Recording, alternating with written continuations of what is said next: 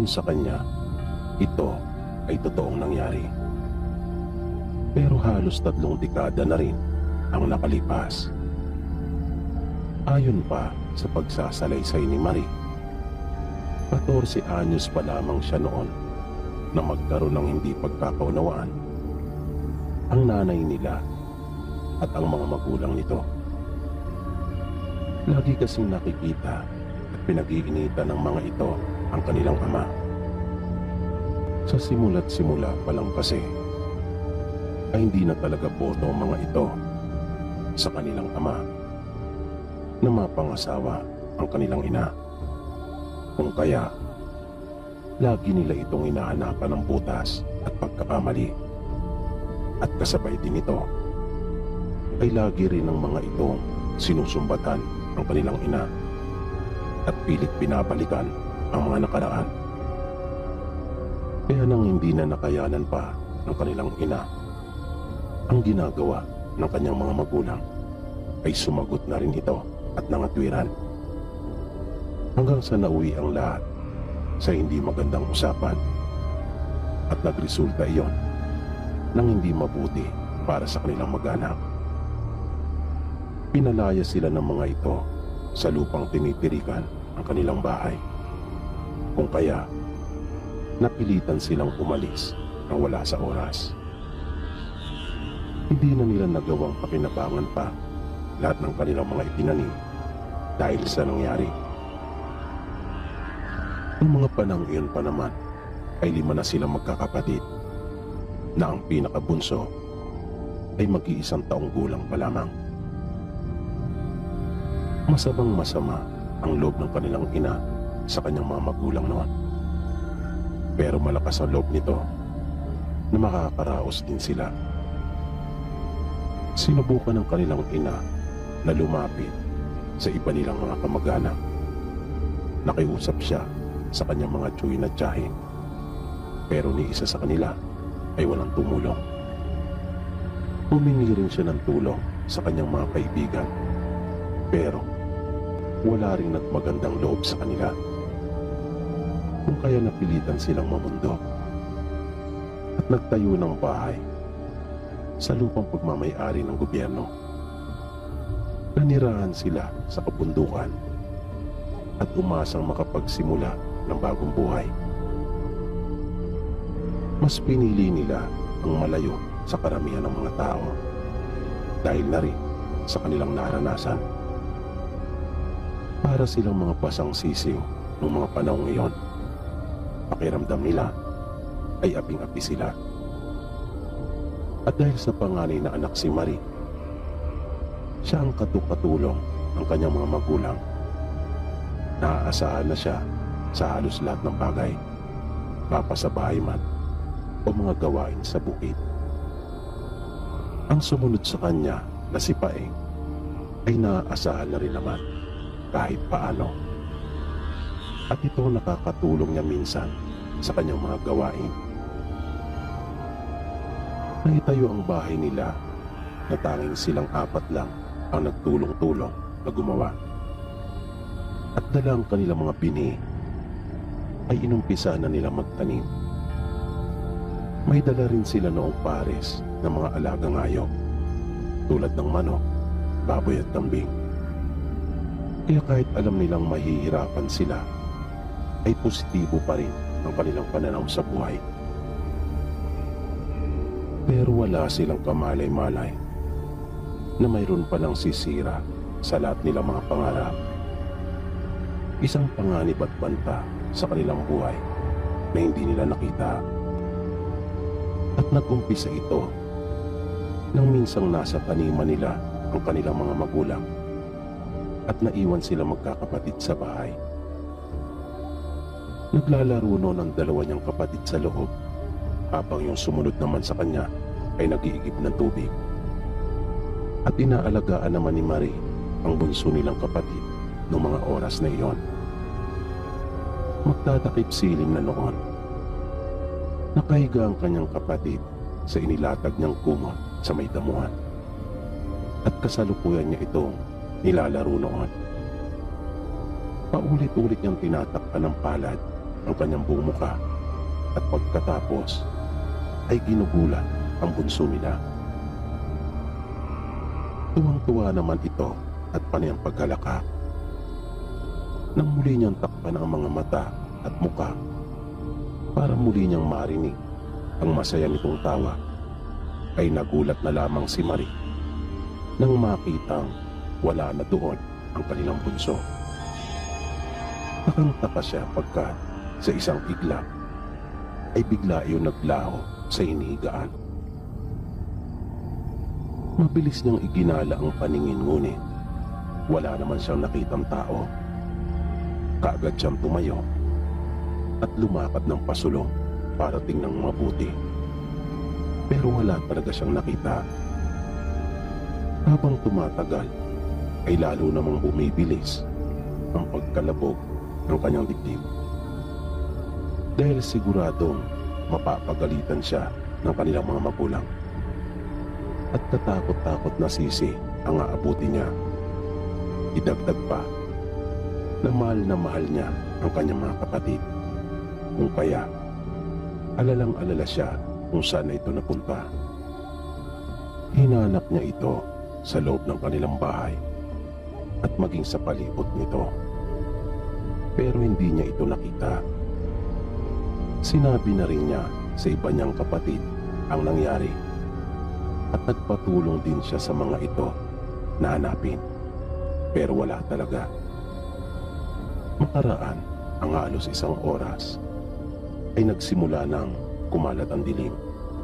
Maya-maya pa ay nanginig siya sa takot nang marinig na ang boses ng kanilang mga magulang. Pagpasok ng mga ito sa kanilang bahay ay naabutan silang tahimik na lahat. Kung kaya, nagtaka ang mag-asawa. Agad nilang tinanong ang mga anak kung ano ang nangyari at bakit napakatahimik nila. Tinanong din nila sila kung ano ba ang problema, pagkat nanibago talaga sila sa kanilang mga anak. Dahil tuwing dumarating sila ay agad na sumasalubong ang mga ito at nagmamano. At nang hanapin ng nanay nila ang bunso nilang kapatid, ay dito na tumulo ang luha ni Marie. Nagsimula na silang mag-iyakan at isinumbo na nawawala ang kanilang bunso. Para namang pinagsakluban ng langit at lupa ang haligi at ilaw ng kanilang tahanan. Hindi sila makapaniwala sa kanilang narinig. Magkakasunod na tanong ang ipinukol nila sa magkakapatid. At sa pautal-utal na tinig ay ipinaliwanag at ikinuwento naman ni Marie kung ano ang nangyari. Mabilis na kinuha ng kanilang ama ang sipat at itak nito at bigla ring sumunod ang kanilang ina. Maghahating gabi na ay hindi pa rin dumarating ang kanilang mga magulang. Tulog na ang ibang mga kapatid ni Marie at tanging siya na lamang ang gising. Paulit-ulit nang binabalikan ang nangyari, pero hindi niya talaga maunawaan kung paano yun naganap. Paulit-ulit ding sumisiksik sa kanyang isipan na walang ibang dapat nasisihin kundi siya. Kaya walang tigil siya sa kanyang kakaiyak.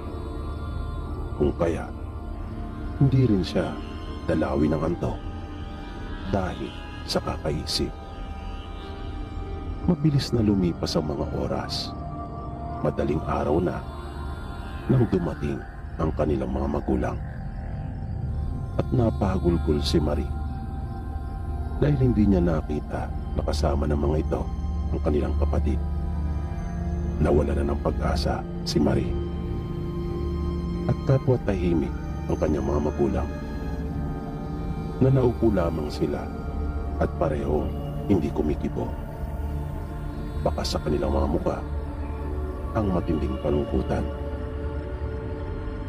Ramdam na ramdam ni Marie ang sakit na dinaranas nila, bunga ng pagkawala ng kanilang bunsong kapatid. Mula noon ay napansin na ni Marie na pareho ng malayo ang loob ng kanilang mga magulang sa kanya. May mga pagkakataon pa nga na halos alilain na siya ng kanyang ina, na wala itong tigil sa kakautos sa kanya, na para bang sinasadya nito, at masigaw pa kung siya ay utusan. Mula nang mangyari iyon, ay lagi nang mainit ang dugo ng kanyang ina sa kanya. Lagi rin itong apurito at mainitin ang ulo, at ganon din ang kanyang ama. Minsan, nang magbenta ang kanilang mga magulang sa bayan ng mga pananim nilang gulay at prutas, ay marami silang biniling tinapay at mga pasalubong. Kaya pagdating nila ay nag-uuna na sinalubong ng kanyang mga kapatid ang kanilang mga magulang. Kanya-kanya na silang kuha ng gusto nilang pasalubong. Binilhan din ng mga kapatid niya ng bagong damit na pambahay at tsinelas. Pero wala man lang binili para kay Marie. At hindi man lang siya tinawag ng mga ito para sumama sa kanila. Hinayaan lang siya ng mga ito na ituloy ang kanyang ginagawa. Yung damit ni Marie noon, kahit laban, ay mukha pa ring marumi dahil sa luma na at puno pa ng napakaraming dagta. At may mga punit na at tastas. Pero hindi naman maliit si Marie para hindi niya iyon maramdaman. Madalas nga ay iniluluha na lamang niya ito sa kanyang pagtulog sa gabi. Pakiramdam talaga ni Marie noong mga panahong iyon ay hindi na siya kabilang sa kanilang pamilya. Hindi na anak ang pagtuturing sa kanya ng mga magulang. Kahit nga yung ibang mga kapatid niya ay malayo na rin ang loob sa kanya, maliban kay Paeng. Dahil nakikita ng iba niyang mga kapatid yung ginagawa sa kanya ng kanilang mga magulang. Pero tinanggap lang lahat iyon ni Marie. Naisip niyang iyon ang kabayaran sa kanyang kasalanan dahil siya ang dahilan kung bakit nawala ang kanilang kapatid. Dahil iyon sa kanyang kapabayaan. Pagkat wala siyang kwentang ate, wala siyang kwentang kapatid, at hindi talaga maaasahan. Ito ang paulit-ulit niyang sinasabi sa kanyang sarili. Hanggang sa nawalan na siya ng respeto at tiwala, tinanggap na lang niya na maging ganun na lamang siya, isang alila at tau-tauan sa pamamahay nila. Isang araw, habang naghuhugas si Marie ng kanilang pinagkainan, ay pinakisuyuan niya ng isa nilang kapatid. Napunasang muli yung mesa pagkat napansin niyang mayroon pa yung mga mumo. Pero sa halip na sundin siya nito, ay papiloso po siya nitong sinagot. Muling inulit ni Marie ang kanyang pakiusap sa kapatid. Pero bigla itong nagalit at nagtaas ng boses. Sinabi din ito na dahil sa kapabayaan niya, kung kaya nakuha namang kukulang na nakatira sa kagubatan ng kanilang kapatid, at ginamit itong pampabata numang kukulam. Nagmamalaki pa nitong sinabi na alam niya kung ano ang totoo at hindi siya naniniwala na mabangis na hayop lang ang kumuha sa bunso nilang kapatid. At biglang natigilan si Marie dahil sa mga sinabi sa kanya ng kanilang pangatlo. Naapektuhan talaga siya pagkat madalas din niyang mapanaginipan ang kanilang bunso mula nang ito ay mawala. At sa panaginip niya ay kitang-kita ni Marie kung paano ito kinuha at itinakas nung matandang mangkukulam. At nang marating na nito yung munti niyang tahanan, ay dito na nito isinagawa yung ritual. Ipinatong ng mangkukulam yung kanilang kapatid sa mesa at tinubaran ng dami. Pagkatapos ay biglang kumintab ang isang napakatulis at napakatalim na kutsilyo. Matapos iyon, ang sunod ng tagpo na nakikita niya ay dinidikdik na nung nakahubad na mangkukulang sa malaki niyang almirez ang di niya matukoy na parte ng katawan ng kanyang bunsong kapatid. Pagkatapos noon, ay itinaas na nito yung dalawa niyang kamay na kapwa may pahit ng dugo at umusal ito ng orasyon. At habang umuusal, ay kanya nang ipinahid sa ubad na katawan yung kanyang dinikdik. Pero nagtaka din si Marie kung paano nagkaroon ng ganong isipan ang pangatlo nilang kapatid. Kaya naisip din niya na baka nananaginip din ito tungkol sa kanilang bunso. At nang marinig ng kanilang ina yung malakas na boses ng kanyang kapatid at yung pagpapalitan nila, ay bigla na itong lumapit sa kanila. Pero sa halip na mamagitan, ay kinampihan ang kanyang kapatid at siya pang pinagsabihan. Kaya hindi na lang umimik si Marie at kanya na lang iyong iniluha. Isang buwan ang mabilis na lumipas nang biglang may dumating na isang napakalakas na bagyo at nadaanan ang kanilang probinsya. Sa tindi ng lakas nito ay marami talaga ang naapektuhan. Maraming pananim din ang mga nasira at hindi nakaligtas ang mga pananim ng pamilya nila Marie. Naubos ring lahat yung dumarami na sana nilang mga alagang hayop pagkat natangay ang mga ito sa pagguho ng lupa. Buti na nga lang at hindi nadamay ang mismo nilang bahay. Dahil doon, sa unang pagkakataon, ay nakaranas silang makikahos. Naranasan nilang sumala sa pagkain. Isang gabi ay narinig ni Marie ang kanilang mga magulang na nag-uusap. At ikinagulat talaga niya ang mga narinig. Pagkat dadalhin daw siya ng kanyang ama sa bayan para pagtrabahuin bilang isang kasambahay. At kukuha na raw ito ng pangunang bayad para may magamit sila sa pagsisimulang muli. At nagkasundo sila mag-asawa. Pero hindi lang pala si Marie ang kasalukuyang gising noong mga oras na iyon, kundi maging si Paeng. At ng mga madaling araw ay nagpa siya itong umalis ng kanilang bahay para pumunta sa kanilang lolo at lola para humingi ng tulong nang upang sa ganon ay hindi na pagtrabahuin si Marie at mamasukan sa iba. Pagkat ayaw talaga ni Paeng na mawalay sa kanila ang ate niya. Makara ng ilang minuto matapos na makaalis ni Paeng ay bigla ring nagising si Marie at nagtaka siya nang mapansin niyang wala si Paeng sa hinihigaan nito. Kaya kaagad niya itong hinanap. Dala ang isang pang-ilaw ay lumabas din siya ng bahay at nakita niya ang mga bagong bakas ng dinaanan nito. Sinundan iyon ni Marie at habang ginagawa niya iyon ay tinatawag niya ang pangalan ni Paeng at pinapabalik niya ito. Hanggang sa bigla na lang nawala ang mga bakas pagkat putol na rin ang daan at madamo na ang lahat ng kasunod. Kung kaya napatigil siya sa paglalakad. Nag-isip siya kung saan direksyon kaya dumaan ang kanyang kapatid na si Paeng. Inisip din niya kung saan kaya ito pupunta. Hanggang sa biglang sumagi sa kanyang isipan ang kanilang lolo at lola.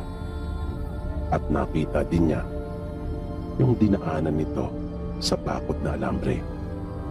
Kung kaya, iyon ang kanyang sinundan.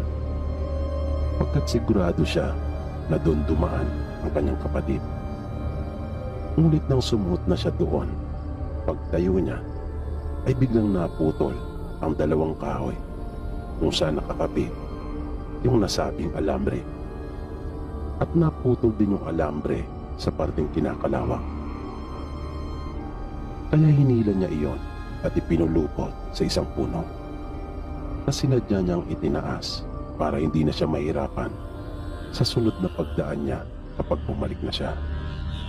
Tutal, ay wala naman na siyang aalalahaning hayop na maaaring makalpas pagkat naubos na ang lahat ng alaga nila dahil sa bagyo.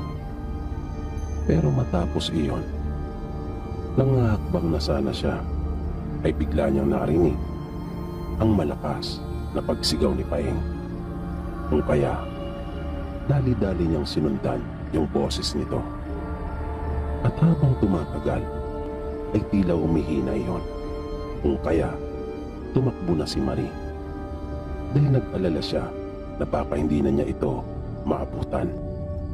At laking gulat niya nang kanyang makita ang isang tao na nakasuot ng mahabang damit na kulay itim. At bitbit nito sa kanyang pagiliran ang kapatid niyang si Paeng, na para bang ang gaan-gaan lamang nito para sa kanya. Dahan-dahan itong umarap kay Marie at nagtaka siya sa kanyang nakita pagkat hindi niya iyon inaasahan dahil ang ganda ng babae at mas bata pa ito sa kanilang ina. Pero nang mapadako ang kanyang tingin sa mga braso at kamay nito, ay napansin niya ang kulubot. At nang ibalik niya ang pagkakatitig sa mukha nito, ay biglang nagbago ang kulay ng buhok. Mula sa pagiging itim na itim, ay unti-unti na iyong namuti at nahayag na ng tuluyan ang tunay nitong anyo. Isa na pala itong matandang babae. At biglang kumislap ang namumula nitong mga mata. At agad na sinamantala ang pagkakataon na yon upang sugurin si Marie. Iwinasiwas kaagad nito ang isang kamay at binalak na sugatan si Marie gamit ang matatalas nitong mga kuko. Mabilis namang nakaiwas si Marie at tumakbo. Inaabol siya nito na nakapagtataka dahil sa kabila ng pagiging matanda nito ay malakas pa at hindi rin papahuli sa pagtakbo. Pagkat halos 3 di pa lamang ang kanilang agwat, tinahak ni Marie ang daan pabalik sa kanila, na habang tumatakbo ay humingi siya ng saklolo at tinatawag ang kanilang mga magulang. Nang malapit na siya sa alambre, ay bagya siyang yumuko upang hindi siya sumabit.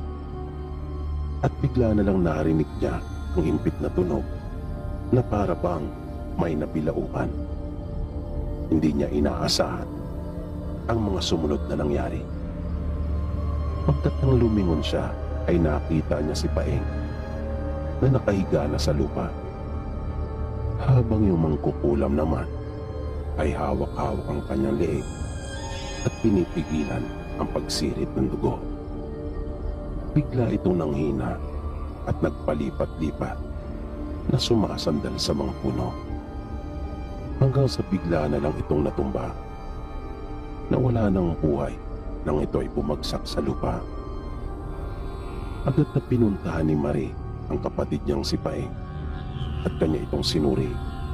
Nakita niya na may malaki itong sugat sa braso, bunga ng pagkakakagat ng mangkukulam. Kwento ni Paeng, hinakit siya ng mangkukulam na nagbalat kayo ito na isang magandang dalaga at hindi raw ito nakapagpigil na tila ba takam na takam. Kung kaya, kaagad daw siyang tinikman at kinagat nang magyakap na sila. Sinabi rin ni Paeng na buong pagmamalaki pa raw na nagkwento sa kanya yung mangkukulam, na ito rin ang kumuha sa kanilang bunsong kapatid. Kinain niya ito habang yung ibang bahagi ng katawan ay ginamit sa kanyang orasyon para muling bumata. Pero kailangan pa raw nito ng 3 para manatili ng matagal ang kanyang kabataan. Sa kabila ng nangyari ay hindi pa rin nagbago ang trato kay Marie ng kanyang mga magulang. Kaya makaraan lamang ang 1 linggo ay siya nang kusang umalis sa kanila at nangamuhan. Buwan-buwan siya nagpapadala sa kanila hanggang sa makapagtapos ang kanyang mga kapatid sa pag-aaral. Kaya may edad na siya nang makapag-asawa. Akala nga raw niya ay tatanda na siyang dalaga. Ngayon ay payapa siyang namumuhay sa piling ng kanyang sariling pamilya sa 13 sa may Cavite.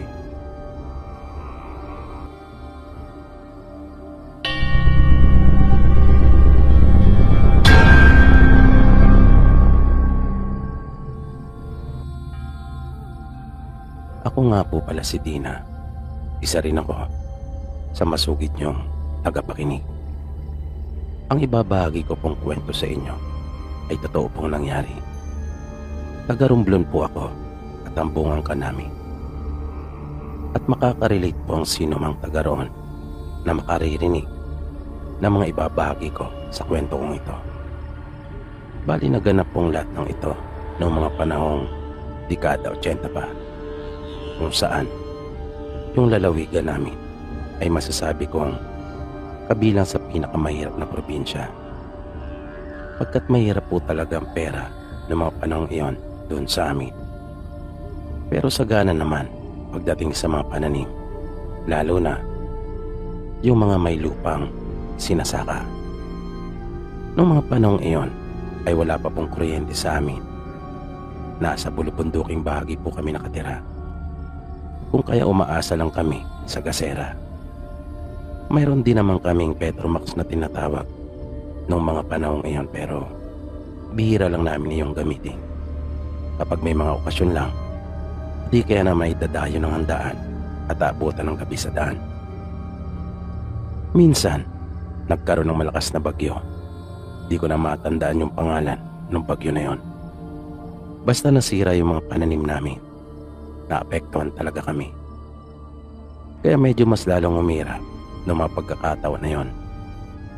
Isang gabi, nang kakain na kami, ay bigla na lang humuni yung aswang. Kaya sinigawan ito ng tatay namin.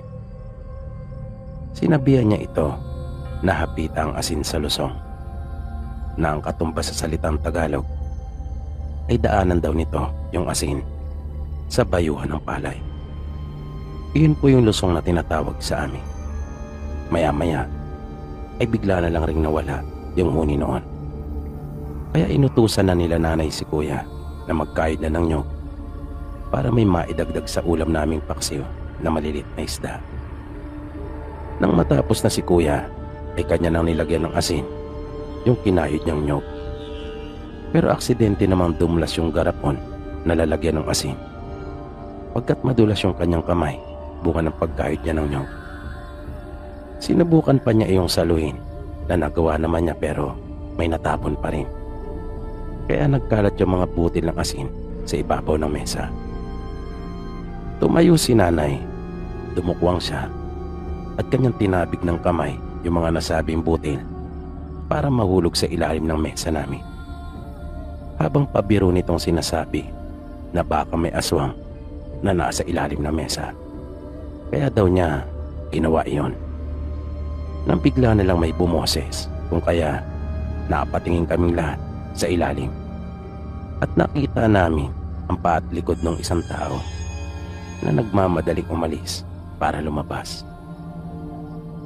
Dumaan ito sa pinto ng kusina namin na nakasara noong mga sandaling iyon. Kung kaya nawasak talaga. Tumayo kaagad si tatay at kanyang kinuha ang itak. Pero hindi na namin iyon nakita pa. Kaya bago kumain ay amin na munang kinumpuni nung nasira naming pinto. Nag-alala kasi kami na baka bumalik yung aswang at madali itong makapasok.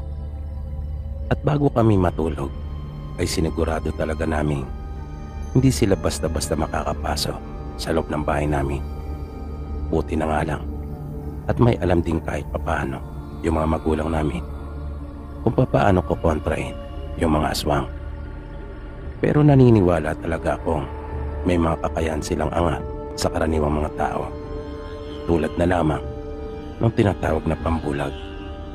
Dahil hindi talaga namin iyon nakita kung hindi pa napatakan ng asin. Doon ko rin nalaman na kontra pala talaga sa mga aswang ang asin. Hindi nga lang ako sigurado kung aplikable at umuubra din ba ito sa lahat ng uri ng aswang. At hindi yun ang unang pagkakataon na may nangyaring ganon doon sa may amin. Mayroon nung okasyon sa bahay namin at kung hindi ako nagkakamali ay kaarawan yata iyon ng panganay naming kapatid na si Kuya Bert. May asawa at mga anak na ito noong mga panahong iyon pero mas pinili niyang idaos iyon sa bahay namin at hindi doon sa bahay nila. Ang balak talaga ng kuya namin ay kami-kami lang ang magkakasamang magdiriwang ng kanyang kaarawan. Kaya nga yung baboy na may katamtaman lang na laki ang kanila noong pinatay. Pero biglang dumating yung iba naming mga kamag-anak galing sa kabilang bayan. At ganun din yung mga kaibigan at kumpare ni kuya. Kung kaya gabi na ay nagkatay pa sila. Nakiusap siya sa tatay namin na kung maaari ay katayin yung isa naming baboy at kanya na naman daw iyong papalitan sa kinabukasan. Dahil nakakaya naman sa mga dumating na bisita. Naunawaan naman yun ng tatay namin. At kahit ito ay hindi talagang nasa isip. Dahil sa nakakahiya nga. Lalo na at may kalayuan pa yung pinanggalingan ng iba naming kamag-anak. Kaya nagkatay nga sila ng isa pang baboy. Yung lutuan namin noon na tinatawag na dapog doon sa amin ay nakahiwalay sa mismong bahay. Ganong kadalasan ang ginagawa ng mga taga roon sa amin para hindi madamay yung bahay kung sakali mang magkasunog. May ilan na kasi mga pangyayari na nasunog yung bahay ng mga taga roon sa amin dahil sa nasa loob at kasama sa bahay ang lutuan, nagatong ang gamit. At yun na nga, matapos po nilang katay yung pangalawang baboy, ay kanilang nilinisan yung karne doon sa may batis na malapit lang sa bahay namin. Malinaw pa ang tubig ng mga batis sa amin at sa tabi rin nito kami kumukuha ng aming iniinom at ginagamit sa mga pagluluto. Umuukay lang kami at gumagawa ng butas sa tabi ng batis na tinatawag sa aming bubon. Matapos nilang malinisan doon sa batis yung baboy, ay dinala na nila iyon sa loob ng dapog, kung saan nagpasok sila ng isang mesa at doon na nila hiniwa at tinadtad yung mga karne.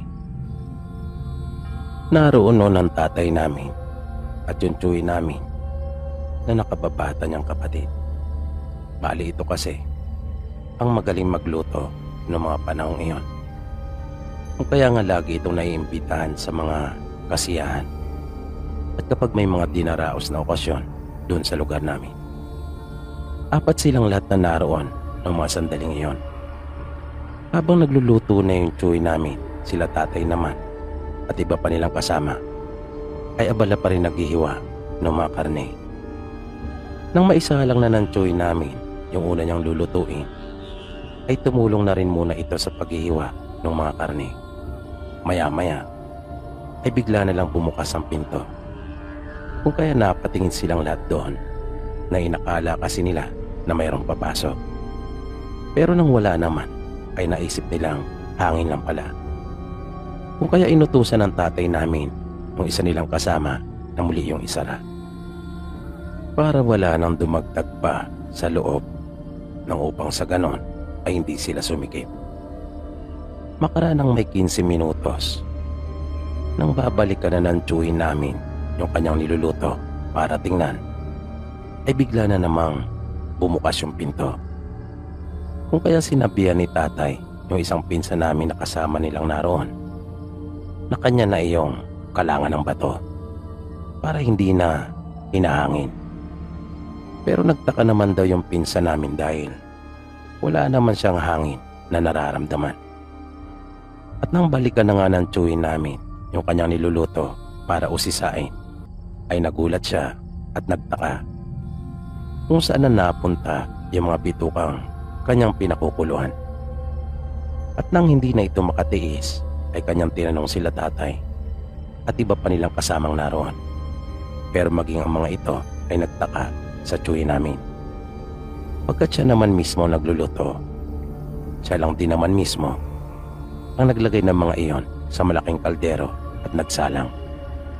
At doon na sila napaisip na may kinalaman yung kusang pagbubukas ng pinto.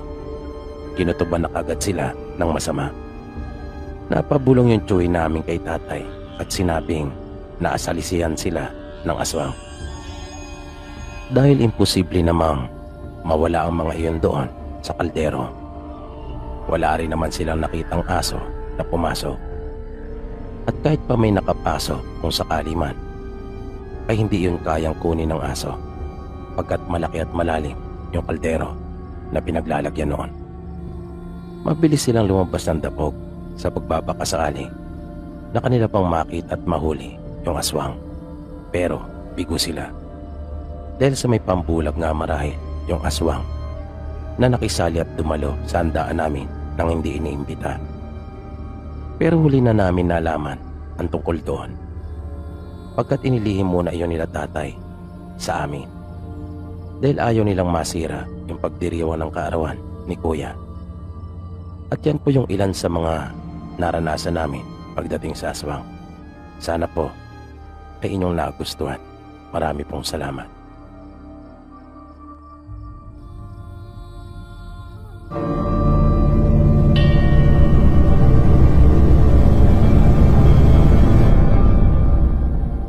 Magandang gabi po sa inyo, Sir Pipi.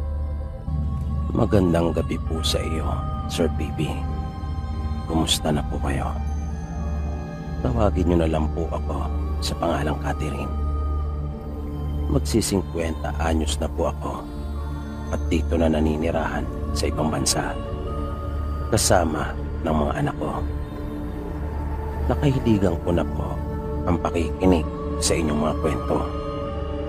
Kaya naisip kong ako naman ang magbahagi ng nalalaman ko. Bali matagal nang nangyari ito. Naganap ito doon sa aming probinsya. May 4 na dekada na rin siguro ang nakaraan.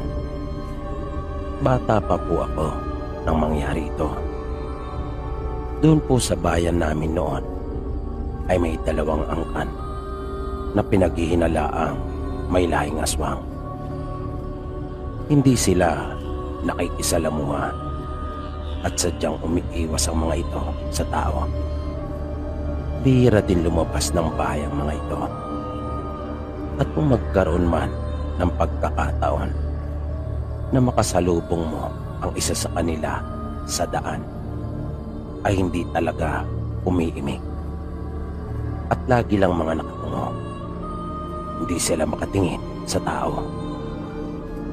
Ayon sa kumakalat na usap-usapan noon, may mga kababaryo kaming nakakita sa mga ito na nasa bubungan ng bahay ng aming mga kanayon sa iba't ibang pagkakataon. At mayroon ding taga sa amin na nakakita sa kanila na nagpapalit ng anyo. Kung kaya kumalat noon ang paniniwalang may lahing aswang yung kanilang mga angkan. Minsan, naiwan kami magkakapatid sa bahay. Wala kaming pasok noon sa paaralan. 3 na kami noon. Na ang pinakapanganay ay si Ate Leonie. Na kung di ako nagkakamali, ay mga 12 anyos na noon. Habang yung pinakabunso naman namin ay magdadalawang taong gulang pa lamang. Ako ang pangalawa at magsasampung taong gulang noong mga panahon yon. Habang inaalagaan ko at binabantan yung kapatid namin, ay narinig ko si ate na sinabing siya ay mag-iigib na muna. Inutusan din niya ako baliktarin ko yung ibinilat naming palay. Sumunod naman ako kaagad sa utos ni ate at iniwan ko muna yung bunso naming kapatid na nooy naglalaro. Lumabas ako at pinuntahan yung palay na nakabilad sa initan at aking hinalukay yon nang upang sa ganon ay umibabaw yung mga nasa ilalim. Nang sa gayon ay yun naman ang mainitan. Mga ilang minuto din ako nagtagal doon dahil medyo marami yung ibinilad namin. Nang malapit na akong matapos ay bigla akong narinig na umiyak yung bunso naming kapatid. Kaya nagmamadali na akong pumasok sa bahay namin at pinuntahan si bunso. Pero laking pagtataka ko nang maabutan ko itong nakahiga sa sahig at mahimbing nang natutulog. Naisip kong maglatag at ilipat siya. Kaya nang makapaglatag na ako ay hinawakan ko ito para kargahin. Ngunit napaso talaga ako dahil sa sobra niyang init. Sa takot ko ay lumabas ako ng bahay at sinigawan si ate na nooy naroon na sa aming pinag-iigiban. Ilang beses pa akong sumigaw at sa wakas ay kanya na rin akong narinig.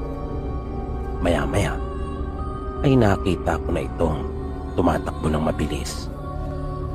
Dire-diretso ito sa loob ng bahay at pinuntahan niya kaagad yung kapatid namin.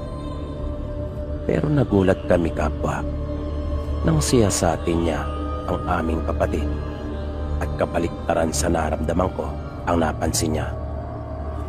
Pagkat kung ako ay napaso, siya naman nang kanya itong hawakan ay napakalamig na umano. At nang hawakan ko nga iyon ay doon ko napatunayang totoo nga ang sinasabi ni ate. Nataranta kaming dalawa hanggang sa itapat niya yung kanyang daliri sa ilong nito. At kitang-kita kong naluwa si ate dahil sa takot. Sinabi niya sa akin hindi na humihinga ang aming kapatid. Kaya paulit-ulit niya akong tinanong. Sinabi ko naman sa kanya na narinig ko itong umiyak sandali. Pero nang puntahan ko ay nakita ko itong mahimbing nang natutulog. At nang hawakan ko nga ito ay napaso ako dahil sa sobra nitong init. Pareho kami noong naguluhan ni ate. Di namin alam pareho kung ano ang aming gagawin. Hanggang sa dumating na rin yung aming mga magulang. Na nang sabihin namin sa kanila yung nangyari, kahit sila ay hindi makapaniwala. Kaya agad na umalis noon ang tatay namin at pinuntahan ang nanay niya. Medyo malayo ang bahay nila lola mula sa amin. Kung lalakarin ay may 3 kilometro siguro ang layo noon. Kaya nang dumating sila sa amin ay hapon na at marami na silang mga kasama. Nang tingnan ng lola namin yung bunso naming kapatid ay sinabi niyang buhay pa ito at hindi iyon si bunso. Nagulat kaming lahat sa sinabing iyon ni lola at nanindig talaga ang mga balahibo ko dahil sa mga sinabi niya, lalong-lalo na nang ipag-utos ni lola na itapon yung kapatid namin doon sa may bintana. Kailangan raw kasi maidan iyon sa bintana upang lumitaw ang tunay na anyo noon. At hindi lang yon. May kailangan pang gawin ang tatay namin na hindi talaga namin lubos maisip. At iyon ay ang tagain yung sinasabi ni lola na puno ng saging. Pero sa mga mata namin na nakapakita, ang aming paningin talaga ay bunso namin iyong kapatid. Kaya ayaw talagang sumunod ni tatay sa ipinapagawa ni Lola. Pero pilit siya nitong kinukumbinsi at pinapaliwanagan. Magtiwala lamang daw sa kanya pagkat malakas ang kutob niyang tinangay umano ng aswang ang bunso naming kapatid. Hanggang sa mapapayag din ni Lola si tatay noong huli. Pero kanila kaming pinalabas na lahat. Di nagtagal ay narinig namin ang malalakas na sigaw ni tatay. Pati na yung kanilang mga pag-iyak.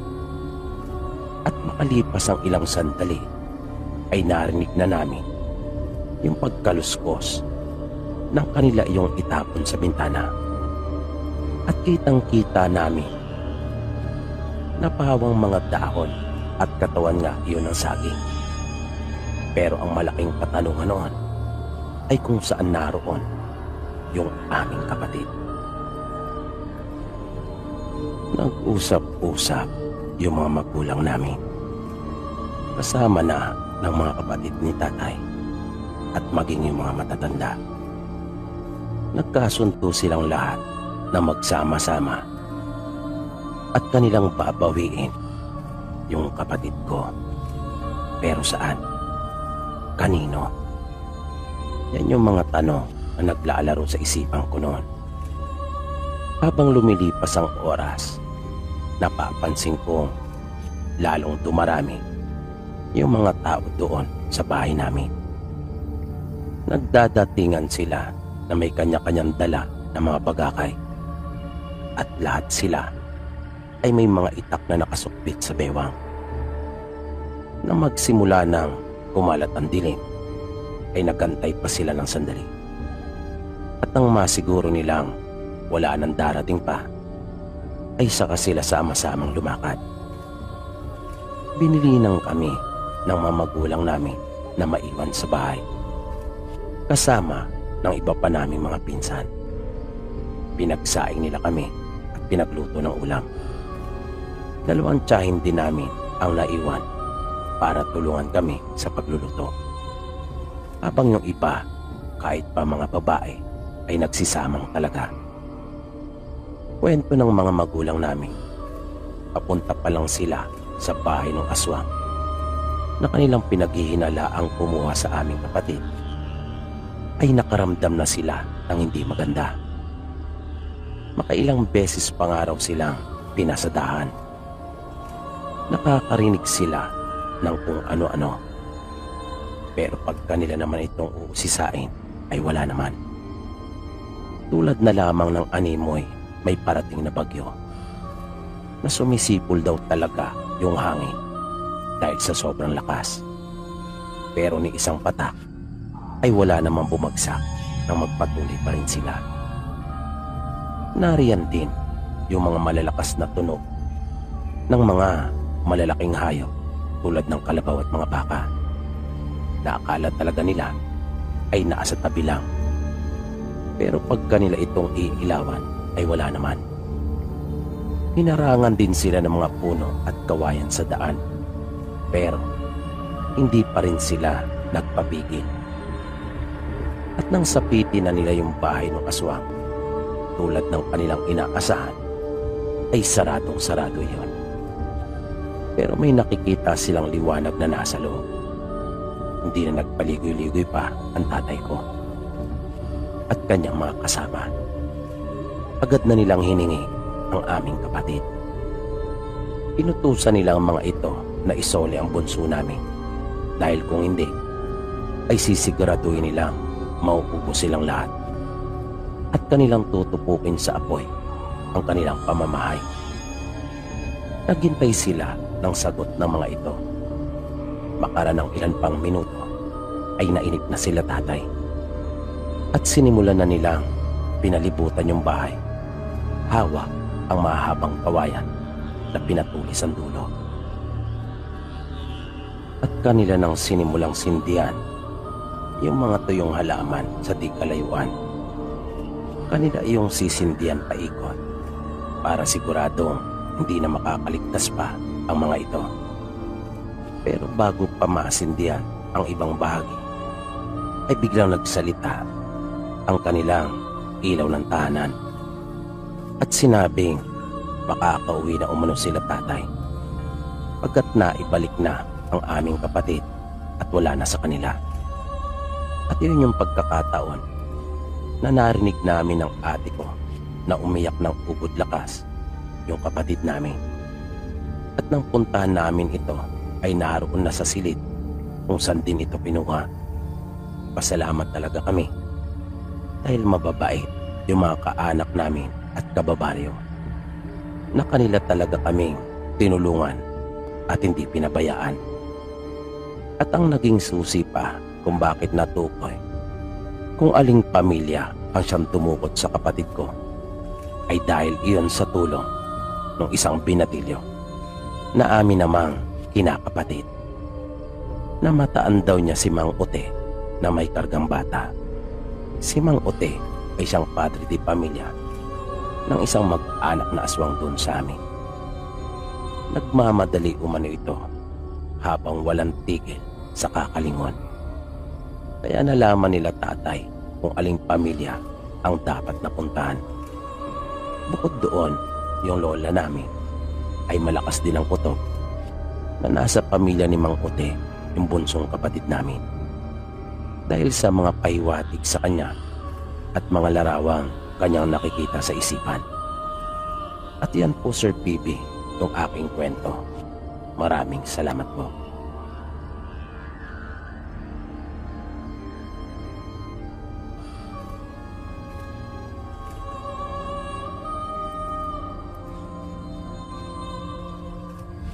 Ako nga po pala si Edwin.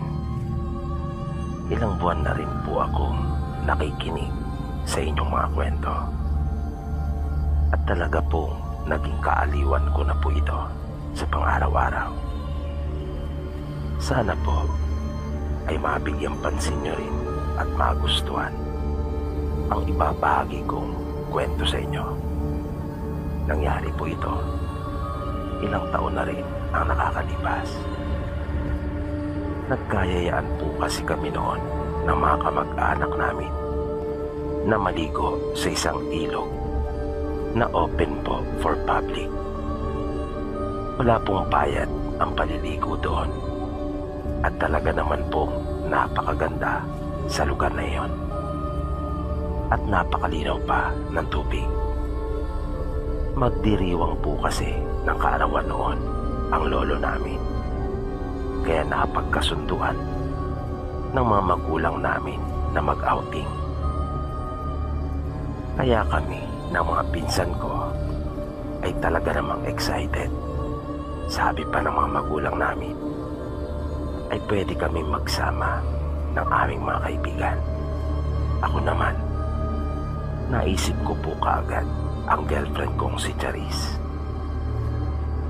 Naisip ko magandang pagkakataon na rin iyon para maipakilala ko siya sa mga kamag-anak ko, lalong-lalo na sa mga magulang ko at kapatid. Mga isang linggo bago yung araw ng nasabing outing namin ay pinaalam ko na at inimbitahan si Charis. Pumayag naman ito, pero hindi pa raw siya sigurado kung papayagan siya ng kanyang mga magulang. Magpapaalam daw muna siya. At 3 araw bago yung swimming namin ay sinabi sa akin ni Charis na nakapagpaalam na siya at pinayagan. Kaya masayang masaya po ako, Sir Bibi, dahil buong araw kami magkakasama. At yun na nga po, may papakilala ko na siya sa aking pamilya. Nung mismong araw ng outing namin ay maaga akong nagising dahil sa susunduin ko pa si Charis doon sa bayan. Hindi kasi matadaanan kung saan siya naghihintay dahil iba yung way ng aming sasakyan. Kung kaya kailangan ko talaga siyang sunduin muna doon. Matapos ko siyang masundo, pagdating ko sa bahay, ay naroon na rin yung iba pa naming mga kamag-anak. Nakahanda na halos lahat at parang kami na lang ang hinihintay. Mabilis na umugong yung panunukso nila sa akin nang makita nilang kasama ko na si Charis. Maganda po kasi ang girlfriend ko, sir. Matangkad at maputi pa. Kaya kasabay ng panunukso nila sa akin ay ramdam kong naroon na rin yung kanilang paghanga. Kahit nga nung bumabiyahe na kami sa loob ng jeep, ay di nila kami tinatantanan. Ang mga magulang ko at kapatid ay botong-boto rin naman kay Charis. Kung kaya, napakasaya ko po nung araw na iyon. Nang dumating kami doon sa paliguan, ay wala pang ibang taong naroon. Mabilis naming inihanda at iniayos ang aming mga daladalahan. At pagkatapos ay kaagad na kaming lumusong sa tubig. Napakalamig at ang linaw noon. Habang ang mga magulang naman namin ay inihanda ang aming kakainin. Nakita ko rin nag-ihaw sila papa. Kaya naisip ko wala na kaming dapat pa naalalahanin. Masaya kaming naligo na magpipinsan kasama si Charis. Wala kaming tigil sa kahihiyaw dahil sa kulitan at sobrang kasiyahan. Yung lolo naman namin na siyang may kaarawan ay naroon lang na nakaupo at pinapanood kami. Pero halatang masayang masaya ito.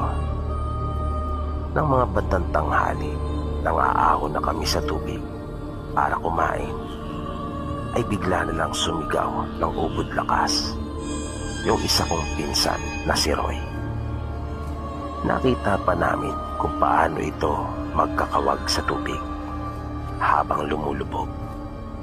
Mabilis kaming kumilos at pinuntahan yung kinaroroonan niya.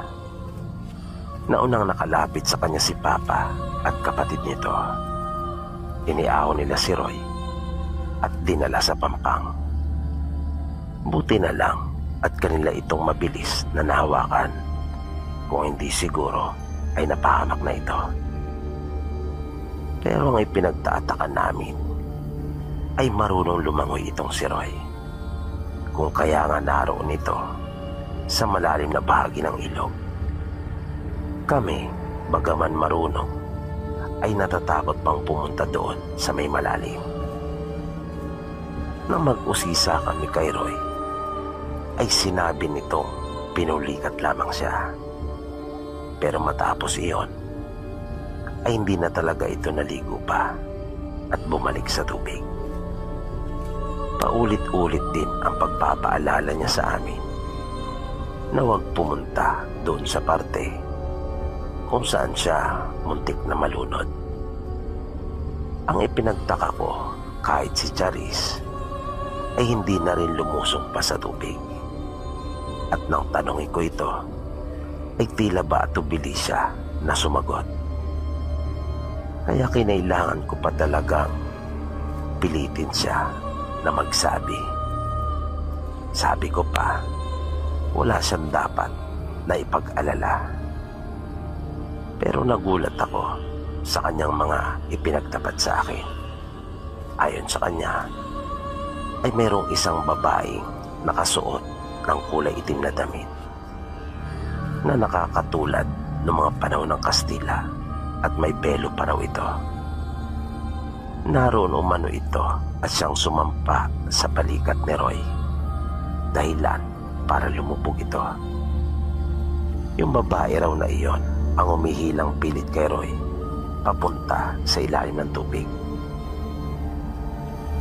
Nabigla talaga ako sa kanyang mga sinabi. Dagdag pa niya, ayaw daw niya sanang sabihin iyon dahil baka masira pa ang okasyon. Pero nag-alala rin daw kasi siya na baka maulit pa yung ganong pangyayari. Sinabi ko kay Charis na huwag siya mag-alala dahil sa wala naman akong pagsasabihan na iba. Tinanong niya ako na paano daw kapag umatake na uli yung babae.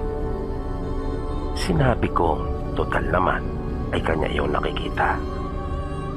Sabi ko sa kanya ay agad niya akong kalapitin at aking sisigawan kung sino man ang atakihin ng babae na aking aagawin yung atensyon para umalis sa tubig. Iyon ang aming napagkasunduan at naisipang gawin ni Charis. Kaya naman hindi na rin kami naligo pa. Sa halip ay nagbantay na lamang kami. Pinagbalingan na lang namin yung mga pagkain habang nakamasid sa kanilang lahat na mga naliligo. Awa naman ng Diyos at hindi na muling umatake pa yung babae na sinasabi ng girlfriend ko. Tuwing tatanungin ko si Charis ay sinasabi niya hindi niya ito nakikita pa. Hanggang sa nagpasya na ang karamihan sa amin na umuwi dahil sa patakip silim na rin ng mga oras na iyon. Ang problema, nung bumabiyahe na kami, ay bigla na lang isiniksik ni Charis ang kanyang mukha sa dibdib ko. Sinabi niyang nakita na naman niya yung babae at nakaupo daw ito sa pinakasahig ng jeep. Ilang sandali pa ay bigla na lang narinig naming sumigaw ng napakalakas ng isa kong pinsan na babae, si Trisha.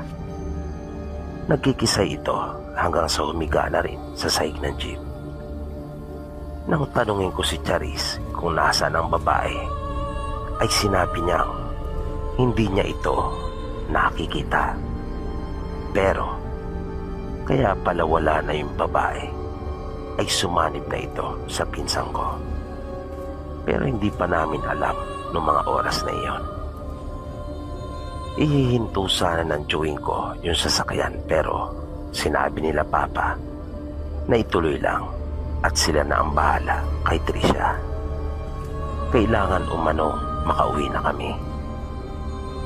Nang nasa bahay na kami ay ilang oras ding naging maligalig ang pinsan ko. Nagwawala ito at galit na galit. Sabi sa akin ni Charis, palagay raw niya ay sinaniban ng babae ang pinsan ko. Dahil lang makita raw niya ito kanina sa jeep ay galit na galit. Napagaman nakababa umano ang pelo nito ay kanyang naaninagan ang mga mata nitong nanlilisik at nakatiimpagang paumano ang babae. Nalaman ko noong mga oras na iyon na may kakayahan palang makakita si Charis ng mga hindi nakikita ng pangkaraniwan tao. Ang buong akala ko ay bubuti na ang lagay ng pinsang kong si Trisha. Pero mas lumubha pa ito. Lumipas ang mga araw at naging mas kalunos-lunos pa ang itsura nito. Kahit pa inilapit na ito sa manggagamot, halos butot balat na lang ang pangangatawan nito. At di nga nagtagal ay namatay ang pinsang ko. Dito po pansamantalang nagtatapos ang ating programa. At sana po'y inyong nagustuhan ang kwentong ating itinampok sa pagkakataong ito. Sana po ay patuloy niyo pang subaybayan ang mga susunod pa nating kwento. Maraming salamat po at hanggang sa muli.